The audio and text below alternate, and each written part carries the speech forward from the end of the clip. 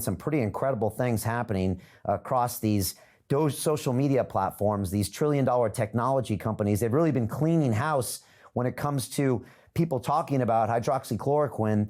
I also just got off the phone with Del Bigtree, who was deplatformed completely from YouTube without any warning. He says he's one video away from being completely taken off Facebook.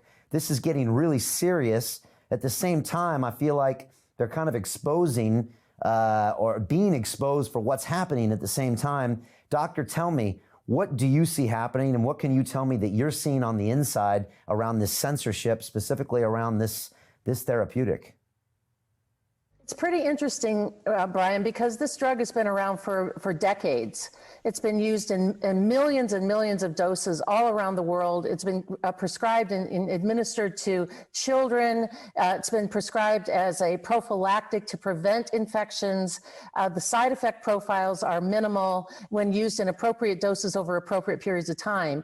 It's the heavy-handedness of government that suddenly has decided to fabricate studies, have skewed the data, have done everything that they possibly can to shut down the physician's right to prescribe an off-label medication for their patients that could cure them and keep them from dying. I mean, hydroxychloroquine is a drug they call it an ionospore.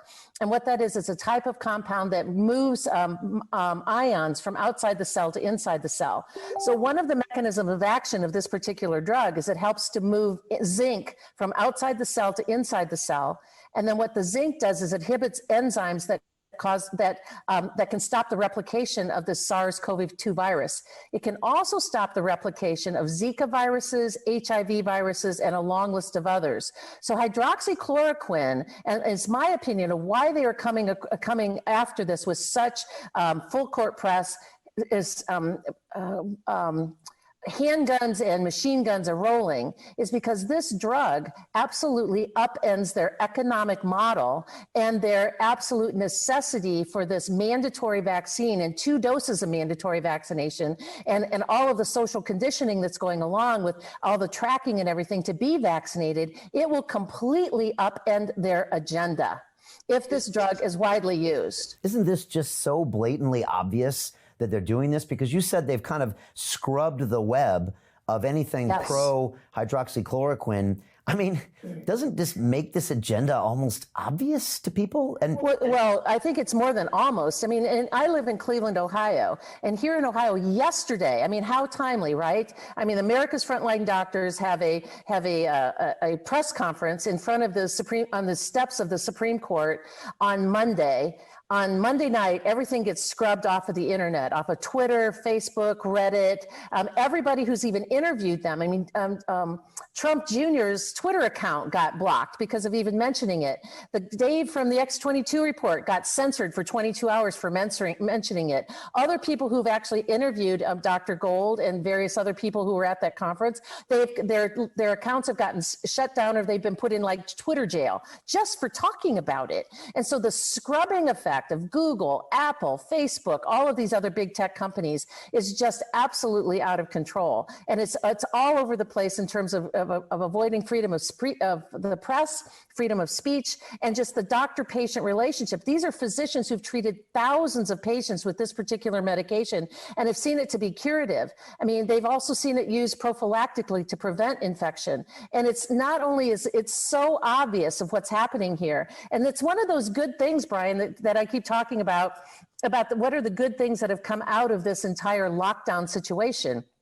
Number one is this: people are just seeing it. That video of the Frontline Doctors had over 70 million views. 70 million views before it was taken down.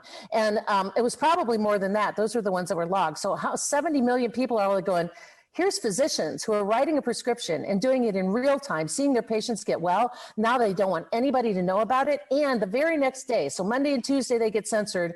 On Wednesday, the state pharmacy board here in Ohio puts out this declaration, this declaration that says that all physicians are hereby prohibited from prescribing hydroxychloroquine even to patients who have been on Plaquenil for a long period of time, which is the trade name of hydroxychloroquine that has been used for decades for people that have rheumatoid arthritis for pain conditions. Now you have to actually get permission from the state pharmacy board to even prescribe a drug for a patient that's been on it for a long time.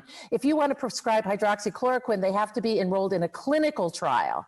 This came out just last night from the state of Ohio Medical Board. Now today, Governor DeWine, who's the governor of Ohio, has started to roll it back. He came out with a press release this morning and said, wait a minute, I'm agreeing with the guy who's the head of the FDA who says that prescribing a medication should be a doctor-patient relationship and it should be at the discretion of the physician of whether or not this medication is used. We've used drugs for off-label uses for as long as drugs have been around, Brian, and it's how physicians learn. It's how the drug gets expanded uses is by trying it for various things.